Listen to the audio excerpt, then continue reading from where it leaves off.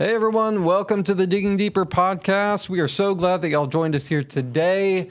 If you don't know what we do here, we just dig a little bit deeper into that week's sermon. So that way we might just look at some maybe extra things we weren't able to cover from like context or other biblical connections or application, all that different stuff. My name is Chris Brown. I'm the associate pastor here at First Baptist Hazel. My name's Jacob Belding. I'm the connections minister here at First Baptist Hazel. Yeah. Been watching a lot of football with the announcer voice. Just a little bit. Yeah. Well, I want to mix it up sometimes. Yeah. You know, last week was we're greatest church, local church ever, you know, and this week it's football announcer voice. Yeah. Yeah. I like it. Got to keep everybody, engaged. Yeah. You know, Yeah. All righty. I guess. Yeah. Well, this week I got to preach. Sure did. And because I got to preach, I'm going to let you just kind of open it up. All right.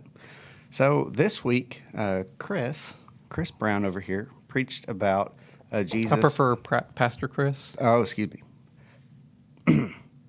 Pastor Chris. Yeah, there we go. Okay. Associate. I'm just kidding. I grew up saying we called our pastor brother. Yeah. Brother Morgan or Brother Malone. Yep. And so when I got here, they call Lee Pastor Lee, which Lee doesn't care if you call him Pastor Lee or not. And I think that's actually more of a Filipino thing because over there it's very proper to refer to pastors by pastor so and so. It's just part of the culture, and so I wonder if that played into why people call him Pastor Lee here instead of Brother Lee or whatever. Reverend Lee. I had a church try to do that to me. Oh, really? Yeah, I was leading music as a music minister at a church, small church, like 100 people. And the bulletin was funny because it had, for the pastor, is like Brother Jeff, and for the youth minister is Brother AJ. And for me, it was Reverend Chris. Like, well, fix my tie here. I went to the secretary who made the bulletin. I'm like, why does mine say Reverend? And I can't remember what her answer was, but yeah, we got that changed real quick. That's funny. So you can call me Reverend Chris, Father Chris, if we want to go the Catholic route. Easy. This could be Anglican. They That's use true. that diction. Yeah. Catholic light. Yeah. Yeah. Anyways, I interrupted your summary of my sermon. Please continue. It's important to get names right. That's your preferred prefix, I guess. Yes. Yes. Yeah. So, so Brother Chris here. Yep. The sermon was about Jesus cleansing the temple. So last week was the triumphal entry into Jerusalem. We're in the Passion Week, and then this week was the cleansing of the temple, and so it was really a pretty pointless sermon. It was a pointless sermon. It was pointless. So there's not points to express. Yeah. But you did make a lot of connections, even with the Old Testament, which is there in Mark's text, and really what it is that the temple was meant to be, and then how the temple was actually functioning, and that may not be a bad place to kind of start out with. Yeah. So when we think about Jesus clearing out the temple, we think turning over money changers. Some may think whips. So there is funny because there was the Chosen, depicted the scene, and of course he has the whip in the scene. And I watched on YouTube and read some of the comments, and there were people very upset that he had a whip. And they're like, Jesus did not have a whip. Go read the text. And you're right. If you read the Matthew, Mark, or Luke text, it does not mention a whip. But many people in the comment section were very quick to correct them and say, go to John 2. Yep. Is it John 2? Yeah, it's John 2. Go to John 2. It specifically says that Jesus has a whip. Yeah. In that. Now, to be fair to them. He didn't like just have a whip. It says that he went and put a whip together. Yeah, he fashioned a whip. So yeah. he had time to think about it while he was doing it. Yeah, You know, yeah, and so it wasn't impulsive. yeah, and there's some things to talk about there even. Oh yeah. Now to be fair to these people who are like he didn't have a whip, there are some, and it's hard to say which one's right 100%. But there are some that see the John event and the Synoptic Gospels event as the same event, and then there's some who see these as two separate events, because in the Synoptic Gospels they're presented at Passion Week at the end of Jesus' ministry. John puts it at the beginning of Jesus' ministry, and so. Was John trying to communicate that this happened at the beginning of Jesus' ministry, or was John more writing thematically rather than chronologically, which is not uncommon for that day? And so it's hard to say, are these the same events or are these two separate events? I don't know. I'm torn. Do you have an opinion on it? Yeah, it's a tricky question. I tend to lean towards these are two separate cleansings of the temple, but you know, I don't think it would be prudent, I guess, to land hard one side or the other. I don't think it really, at the end of the day, I don't think it matters. Like, clearly it happened. You know, the chronology of it, whether, and you know, like John's gospel, John is organizing his gospel in such a way that flows within his writing. The synoptics do the same thing. And so, like, the theme in the synoptics here is really the condemnation of the temple worship of Israel of Israel at this point in time. Jews. Yeah.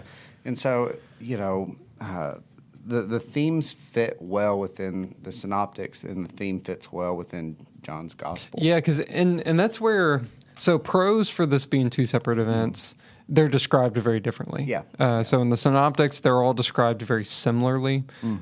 John mentions things that the synoptics don't. He gives different focal points that the synoptics don't. In John's, it's more about his zeal for the temple, and that being fulfilled in that prophecy, rather than the actual like the references to Isaiah, which I think he does reference those things in John 2, right? The Isaiah passage and the Jeremiah. Oh, look. And so there are different details which lead some people to think these are two different situations. From just a like logistical standpoint, one of the tricky parts for me is if Jesus at the very beginning of his ministry goes in and clears out the temple, I don't know if he would make it 3 years before being killed. Because putting it at the Passion Week, like Jesus comes in on the triumphal entry, everyone's praising him, and then he goes and clears the temple, and like he was already on the radar list of the Pharisees and the Pharisees wanted to kill him, but this kind of like put the nail in the coffin, if you will, to say like, okay, no, we got to do something about this guy, like he's done. And so if he did that from the outset, before he had really a following, I don't know if he would have. They may have just killed him right there. Now, all of this is circumstantial and speculative. So, could Jesus have cleared the temple in his early ministry and them not kill him? Very much so. Yeah. There's multiple times where they tried to kill him, and Jesus didn't let them. Right. Which I would love to be a fly on the wall on that situation. Could it be that this was just Jesus' routine? That during his ministry, the three Passover that he would have attended, was that just his regular thing? Go straight to the temple and it's like run them out. Yeah. That's a possibility as well. And we just got two depictions of it, one at the beginning and one at the end. Again, it's hard to say. Yeah. But yes, Jesus did have a whip. Do you have an answer for that? Does he mention Isaiah and Jeremiah? No. Well, we have a psalm passage.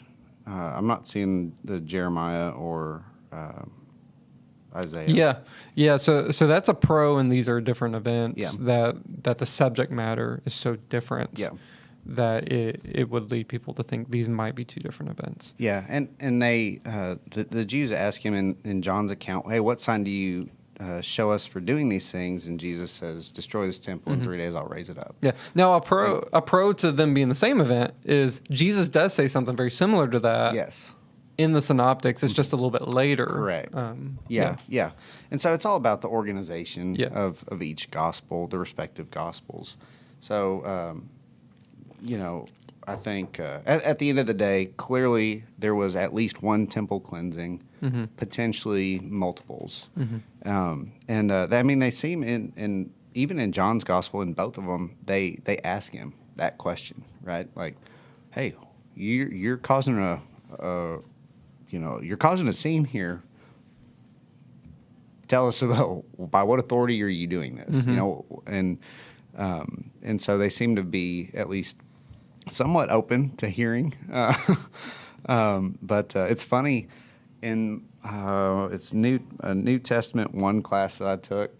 They had us. The professor had us read this historical. It was a biblical fiction account, which got into the Passion Week, and it was real interesting. I didn't agree with everything on it, but it was kind of like the behind the scenes of what it may have looked like with Judas Iscariot and the betrayal, and who was really behind this the attempt to go after, arrest, and have Jesus killed. And one of the things in that fictional book that really put the Romans over the edge, his theory is the Romans really were behind it, and they were really the ones that wanted him killed for being a rabble rouser and causing all these issues, coming into the city the way he did and cleansing the temple. It's an interesting thought. I don't like it. I'm gonna need some some proof or some evidence to support that. Yeah, and there's no. It was an interesting take, and it was meant. I think part of it for the class was meant to be let's critically analyze this, and does this fit with the narrative? And let's hear some potential other theories. Yeah. But that's all it was it was fiction, and there was a theory sort of woven into it, and it just didn't quite. I didn't think it quite stood up to the biblical text. That's just not really the way that, at the very least, the Gospels present it. Really, it almost more presents Rome as indifferent to it. Well, I think part of the guy who wrote it, part of his, it's called Killing a Messiah, I think is what the book was called. And I think part of his goal was to sort of buck against what he perceives as anti-Semitism. And so if that's one of his goals, then it would make sense. Oh, the Romans... When did that come out? Or did he put that out? I don't know. Because anti-Semitism was a big thing in Christianity for a while. Oh, yeah. It wasn't... It's not that old. Okay. Yeah. There was in Christian history, anti-Semitism did exist for a while. For sure. In waves. It would come in waves. 2020. Okay, yeah. So yeah. I'm thinking way older, in the early church fathers. No. Periods. Patriarchal periods. This is a contemporary, big time, and so yeah. So it's a little bit more, maybe a little bit more political. Just a hair. Yeah. It's a little political. Yeah. Yeah. So, anyways, so Jesus clears the temple. You might read these passages. Let's actually read the passage. Yeah, good idea. And then let's talk about it. Okay, so verse 15. They came to Jerusalem, and Jesus went into the temple, began to throw out those buying and selling. He overturned the tables of the money changers and the chairs of those selling doves, and would not permit anyone to carry goods through the temple. He was teaching them, "Is it not written, 'My house will be called a house of prayer for all nations'? But you have made it a den of thieves." Have you noticed that the CSB bolds Old Testament quotes? Yeah, it's handy. It's very handy. I like it. And then verse 18, we didn't read this on Sunday, but the chief priests and the scribes heard it and started looking for a way to kill him. That's where it's clearly this was one of the significant turning points. Yeah. So if you look at, Jesus wanted to be crucified, and there's times in his ministry where he makes some moves to avoid that. And you see in the Passion Week, there's a shift. And he's like, no, we're going to lean headfirst into this. Big time. And this is one of those. Anyways, so you might read this and think that this was a spur-of-the-moment thing. As you mentioned earlier, there's probably good reason to think this was not a spur-of-the-moment thing, but rather it was a premeditated thing. Matthew's gospel presents it as he does the triumphal entry, and then it goes straight into him cleansing the temple. It doesn't say he didn't leave, but it doesn't say that he left in between those two. Mark's gospel, though, explicitly says that he left. So if we back up just a little bit, and this is in Mark. So here's the triumphal entry that we just experienced. In verse 11, he went into Jerusalem and into the temple. After looking around at everything, since it was already late, he went out to Bethany with the 12. And this was the Passion Week motif, if you will. He comes into Jerusalem, does the work that he needs to do, and then he leaves, goes to Bethany to stay the night. And so we see here explicitly says after the triumphal entry, he goes into the temple and sees the state that's going on, presumably the exact same state that we see in the passage later. But he doesn't do anything about it yet. He goes to Bethany and stays the night. And this is where the chosen, I didn't show this clip, but they, they're in Bethany and they're staying the night. And I think it's John comes in, everyone's asleep, and Jesus is just crafting his whip, getting ready to go, and you might look at that and you're like, oh wait, wasn't it spontaneous? And it's like, well, I don't know.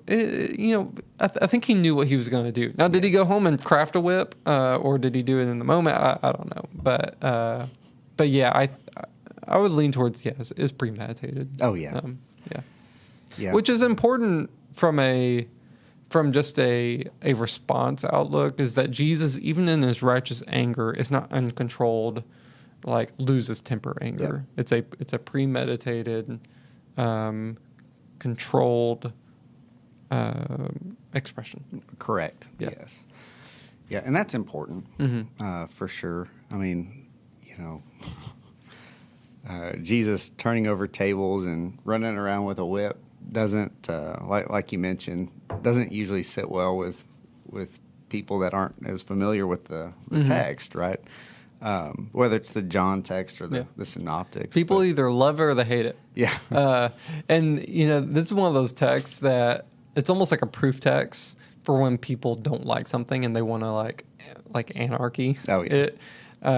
They'll well, Jesus flipped tables. And it's like, yeah, but you can't just take whatever cause you have and then slap Jesus' approval on it, and then now you get to flip tables on it. Well, and part of it is, I mean, the flipping tables, the cleansing the temple, it didn't stay cleansed, right? It probably went right back. They more than likely, as soon as Jesus left for the day, they more than likely set everything else back up. They're like, well, glad that guy's gone. Yeah, wow, that guy's nuts. Anyway, back to changing money.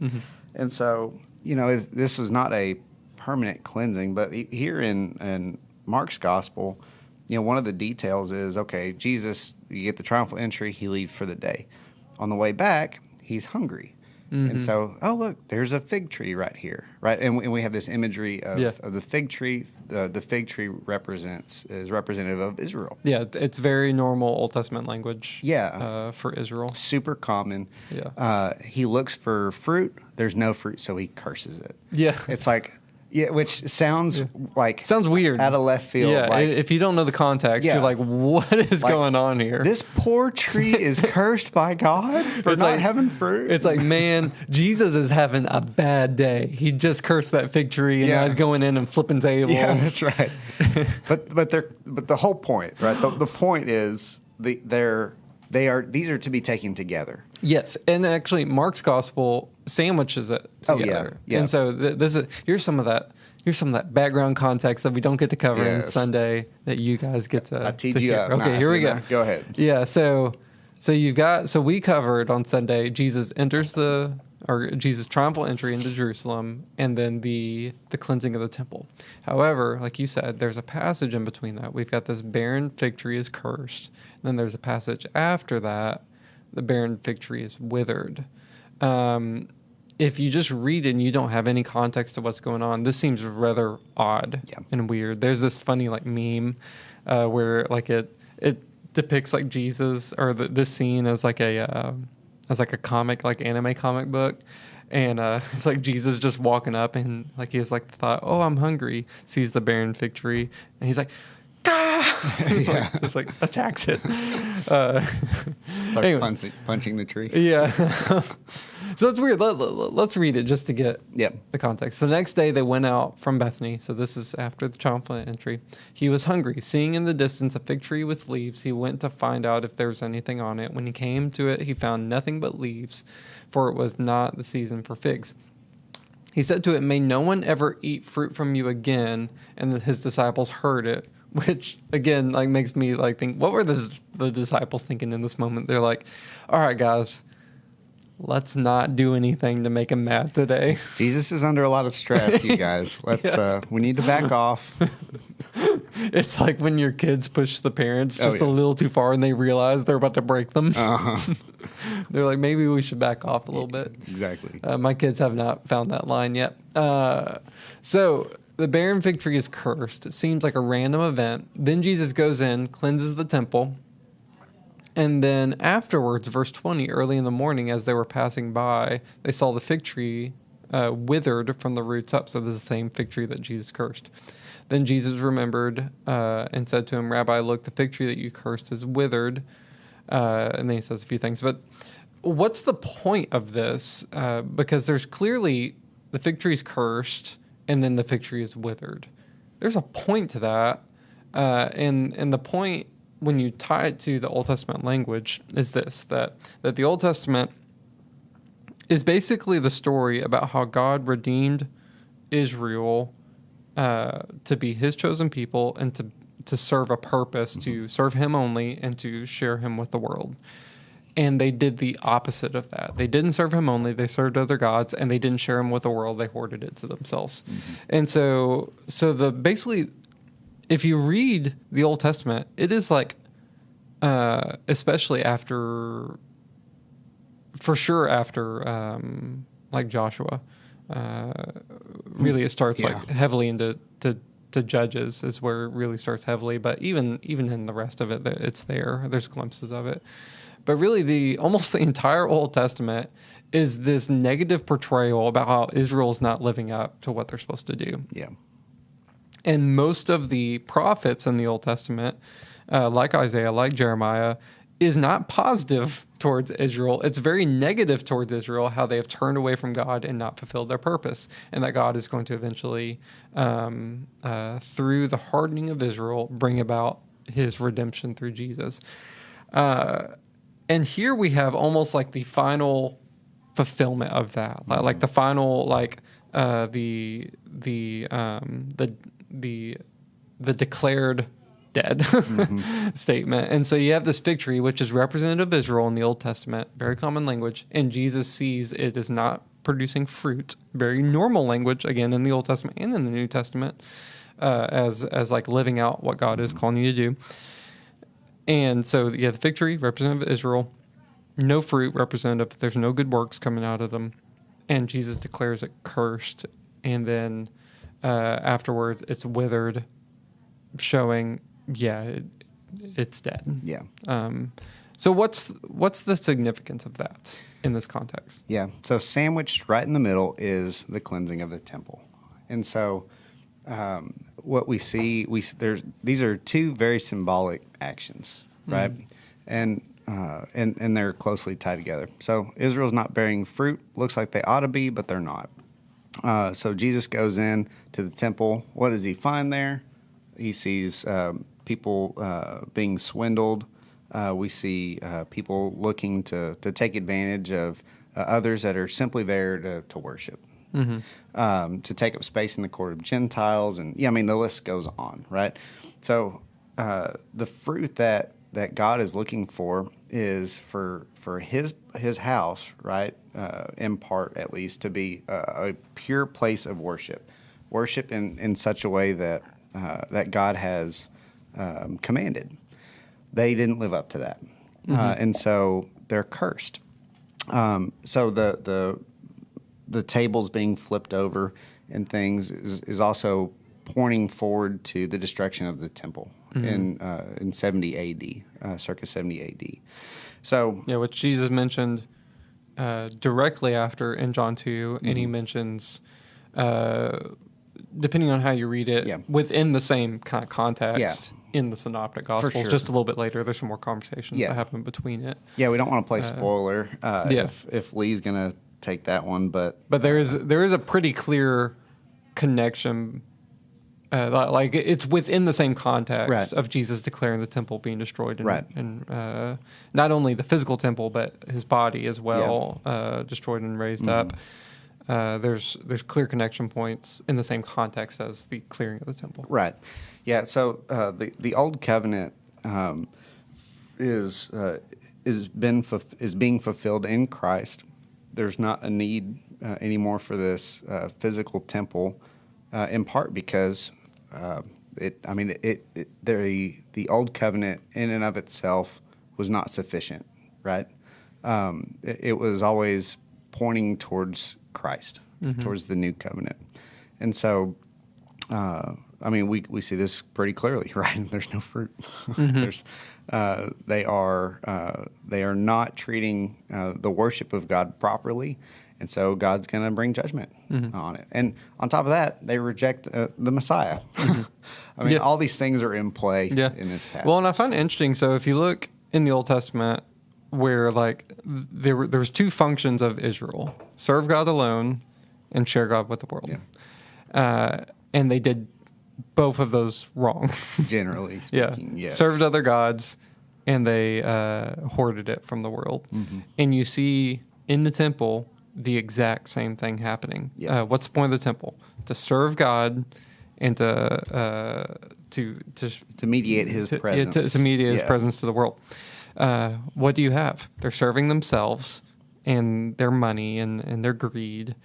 And they're hindering the Gentiles from being able to access God. And so it's like, it's just the summation of the entire failure of Israel in the Old Testament is being surmised here, which is what makes it very poetic. It makes the fig tree poetic. Big time. Here. But there's hope in the new covenant because, as you said, the new covenant, so Jeremiah, which is like all about Israel's failure.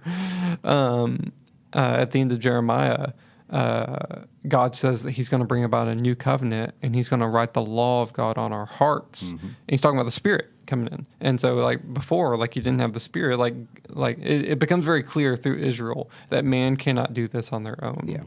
They cannot live up to the law on their own. They will fail every time. So what's the new covenant? That God is going to put His Spirit in us, and through the Spirit, now we will be equipped and enabled to follow God, to serve God, and all those different things.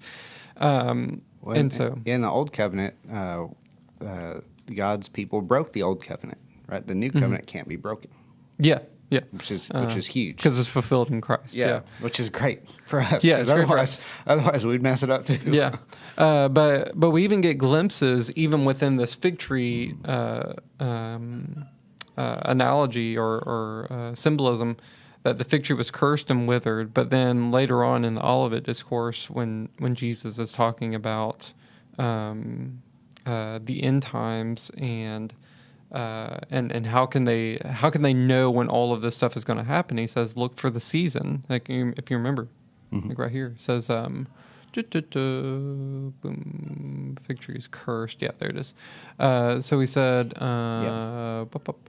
seeing, verse 13, seeing in the distance a fig tree with leaves, he went to find out if there was anything on it. He came to it. He found nothing but leaves, for it was not the season for figs.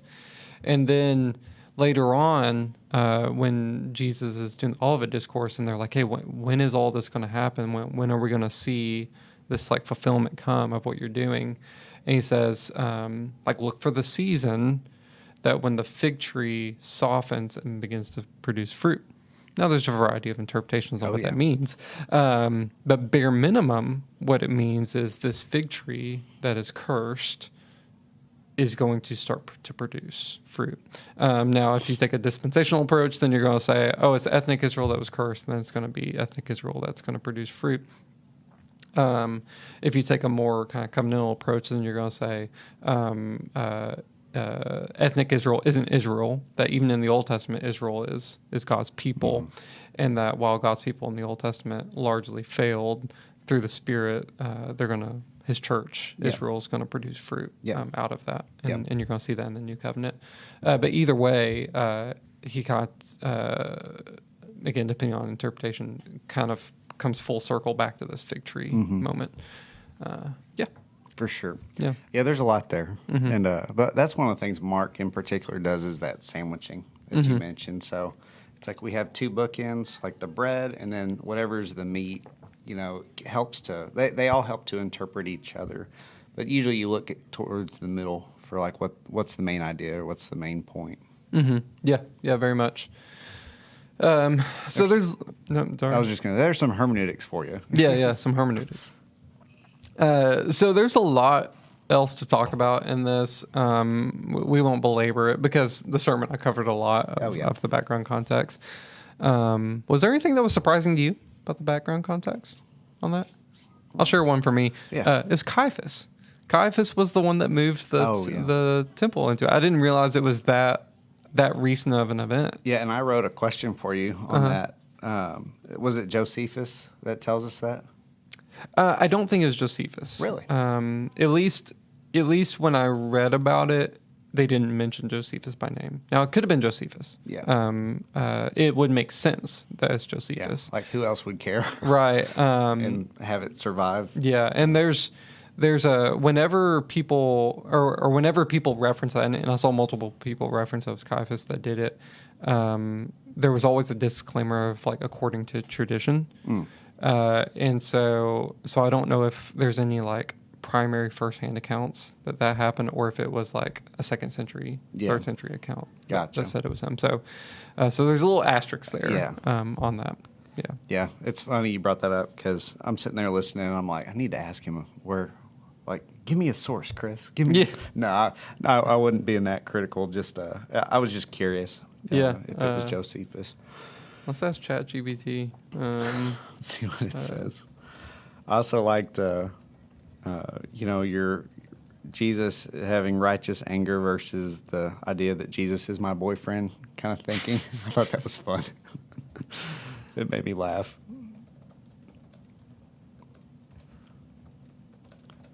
Let's see.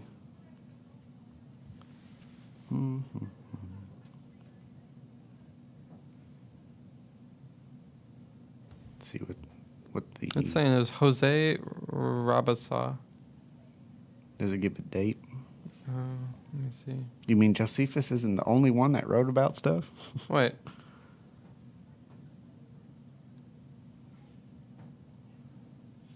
I don't know. You talk for a second. Let me... Okay.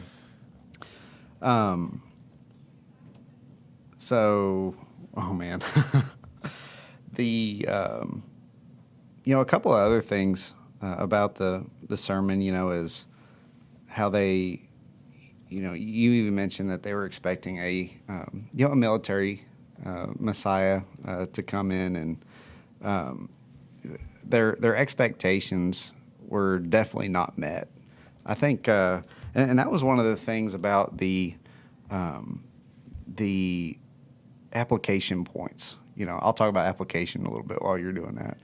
Is what barriers, if any, are we putting up for people? It could be barriers through the things that we do. It could be barriers the things that we don't do. And so, I think the question is, for them, God Himself came to His temple there in this passage, and what He found was not good. Right? They had profaned the temple. They had profaned the true worship of the true God. And so, He was filled with this righteous anger, this indignation. And so I think for us, I agree with you that, we need to look and see, okay, hey, are we creating a barrier here within the church to people, coming? Are we playing favorites? Are we being sort of cliquish and just kind of hanging out with our own kind of groups, or are we open and inviting even to people that come in and maybe even don't look like they belong here within the church? And so, if Christ were to come back today, that's the question: what would he find? Are we a people who put up barriers, or are we open and looking to bring people into the church through the gospel and through faith and repentance in Christ? What does that look like? Or are we just happy to keep our mouth shut and not share the gospel with people and selectively choose? And so it's interesting the way that it worked out. By the way, I think I confused ChatGPT. Oh no, you broke AI. Yeah, I broke AI. It was like leading me to like something like way different, and I'm like, I don't know if we're talking about the same thing here. So we're going to leave a question mark on that one. On if it was Josephus or whoever. I'd have to research it a little bit more. Anyways, it's interesting because if you look at the way that the Jewish leaders eventually turned the temple into, it wasn't what it was supposed to be. Mm-hmm. If you look at the original temple depictions in Solomon's temple, there was no like court of Israel, court of women, court of Gentiles. There's no dividing wall. All this was like created afterwards and added in afterwards through tradition. And I imagine they probably like had all sorts of justifications for why this was the case. They're like, oh yeah, we need to separate men from the women because of like holy reasons or whatever. Or it's like only men can be serve in the Levitical priesthood, and so it would make sense only men can even come close to the things. So we need to move women over here, and Gentiles aren't fully part of Israel. They're not circumcised, and only the circumcised are God's people, and so we need to create a wall to preserve the holiness of this area. And so I'm sure there was all sorts of justifications to create these separate spaces to create segregation. But the justifications don't change the actual action of it. And I think it's really easy in the church today to do the same thing, and it just looks a different way. Yeah. Where you always had the thought that when you first become a Christian, you're a Gentile. But the longer you become a Christian, the greater likelihood that you start to veer into like Pharisee, like Jewish mindset. Sure can. Yeah. And it's like the prodigal son thing. Mm-hmm. It's like when you first come into Christianity, you're the prodigal son that squandered everything and came home. And the longer you're in Christianity, the greater likelihood that you're going to shift into the prodigal son that stayed home. And now you're annoyed that the new people are coming in because they're not following all the right rules and whatnot. As I've been here so long, I'm not getting the special treatment anymore. Yeah. And I think that can happen really easily in the church, that you've been a Christian for 40 years, you've been part of the church for decades, and you begin to forget what it's like to first come to know Christ and to first come into the church. And so your mindset shifts from how do we reach people for the lost, and it starts to shift into how do we care for the people who are already here, which isn't a bad thought, right? But it can shift into justifying why we're going to give special privileges to us. Mm-hmm. Now, like, new people come in and the church is growing. Cool, the church is growing. But now there's 100 people here that weren't here a year ago, and now that's making me uncomfortable. Mm-hmm. Now, like, I can't always find the seat that I want to have. I don't always have the parking spot that I want to have. What's going on here? Let's get all these people out here. Right. It's like, I've been here for 20 years. They've been here for 5 seconds. Why are they getting the preferential treatment? And no one would say this out loud, but like, it's easy for us to slip into this mindset. And when churches as a whole slip into that mindset, we fall into the same problem that they had. Yeah. They stop thinking about how can we reach the lost world and share God with them, and they start thinking about how can we protect what we have here, even if that means excluding the world. Right. Yeah. And that's exactly what happened here in this passage. They are coming up with new and inventive ways to preserve, in their minds, true worship.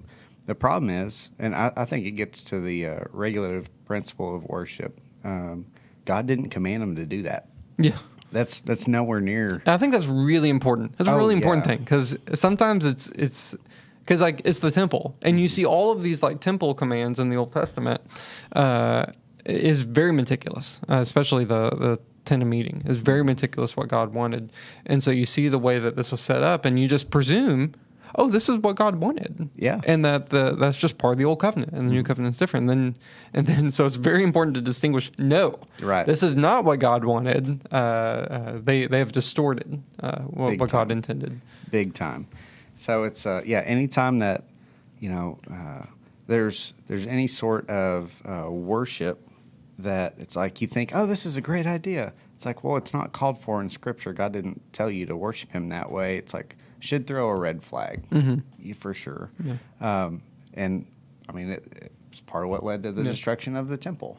Well, and that's where, so I'm in church history too right now. We're studying the Reformation. And, I thought I'd throw you a bone with the regulative principle. There you go. You know exactly where I was going with it. I know where you're going. Yeah. Oh, yeah. You just teed me up. You're like I'm gonna get Chris to take the bait here. Yeah. This is not the first time in this podcast, by the way. And it worked. So in the Reformation, there were multiple traditions that came out of it. One was the Lutheran tradition, one is the Reformed tradition, and then the Anabaptist and some other traditions. But those are the two like main like Protestant ones in that. And in the Reformed tradition, they saw all of the abuses of the Catholic Church and the idolatry in the statues, and then even how they treat the Eucharist and the Pope and all that.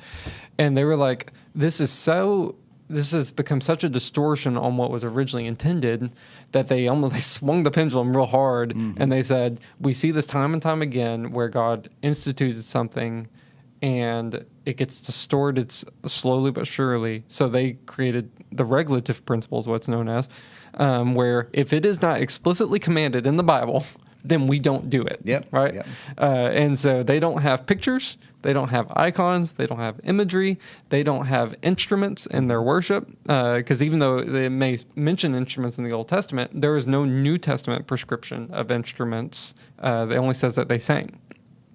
And so they can sing, but they can't have instruments because they are putting up such a hard wall to make sure they don't do the same thing and drift beyond what God wanted them to do. Yeah. And I can appreciate that to an extent. I like Luther's take a little bit more of normative principle. Yeah, the normative principle of these things are fine, even if it's not explicitly commanded. That doesn't mean it's wrong. Just do it with some tact and don't worship it. Right. And that's typically what most churches do now. I guess we could probably debate whether or not churches do it with tact, yes, or if they move beyond. That's the key. Yeah, and Luther, that tracks for Luther because he was an Augustinian hermit. He's coming. I mean, they're all coming out of the Roman Catholic tradition to some extent, but he was in the Roman Catholic tradition. Yeah, he was a theology professor, and so he was very well. He was very much in that world of living as a monk and all that. So it makes a little more sense that he would take that approach. The Lutheranism preserves a little bit more of. It clearly rejects some big parts of Roman Catholicism, but also doesn't just wholesale throw everything out. It's actually really funny when you look at the big reformers in the Protestant Reformation. Everyone knows Luther, like he's the main guy, but he's actually the most mild of all the reformers. He looks the most close to Catholic. As any of them, but he's the most prominent, and he's really the one that really spearheaded the start of it. Yeah, even accidentally. Yeah, accidentally. It's just funny. Yeah. Anyways, So yeah, so that's where we just have to be careful that we probably won't get to the point that we're literally building walls. I hope not. Hopefully, but I don't know. Well, let's put it this way. I don't know, man. Don't sell human nature short. Have we ever had this thought? That's my room. Why are you in my room?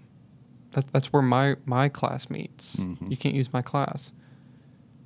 No, you wouldn't go far enough to like say like, oh, we're segregating off people, but to some extent, we're placing like claims on areas of the church, and then putting up rules on what you can do with that. Is it the exact same thing? No, but we're edging on the same mindset. Yeah, and so it's the mindset of, or what we want to avoid the mindset of is, I've been here longer, therefore I have some greater priority than these new people coming in. correct. Yeah. That's one of the things we talk about in the membership class. Membership is not like a pyramid scheme Yeah. where everybody that's new comes in and serves the interests of those who have been here longer. Yeah. It's literally what I say in the class. I like it. Every time. I like it. Yeah. I like it. Okay, all right. For time's sake, let's go ahead and wrap it up right there. Again, the sermon has so much more background context as to what's going on, and so if you want all that, you can go listen to the sermon where we dig into kind of what's going on there. But for now, we're going to move into the bad doctrine of the week. It's the bad doctrine of the week.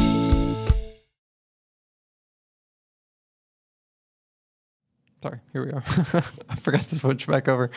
Okay, all right, we got a fun one for you. This one's pretty light.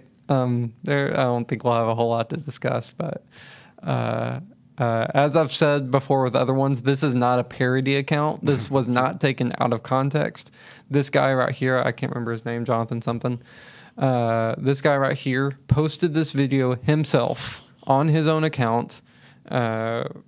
He clipped it out himself. This is not out of context. This is exactly the context that he wants you to hear. Let's take a listen to it. And Father, as I was driving here, I noticed for the first time that there's a cat hospital in this town. Lord, our hearts are broken that there's not only sick cats, but so many sick cats in this town that they had to build an entire hospital to treat them. Whatever curse has come against the cats of this area, may it be broken tonight, O Lord. May the cats be healthy and their owners be healthy. In Jesus' name. I love this. What the heck? I don't know. I heard some people laughing.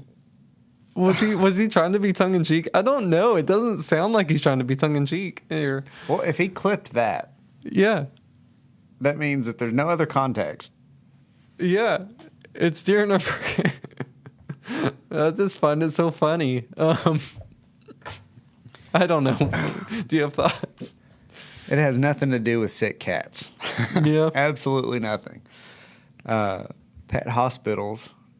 He's what he said, right? A cat hospital. A cat hospital. Does he mean like a veterinarian?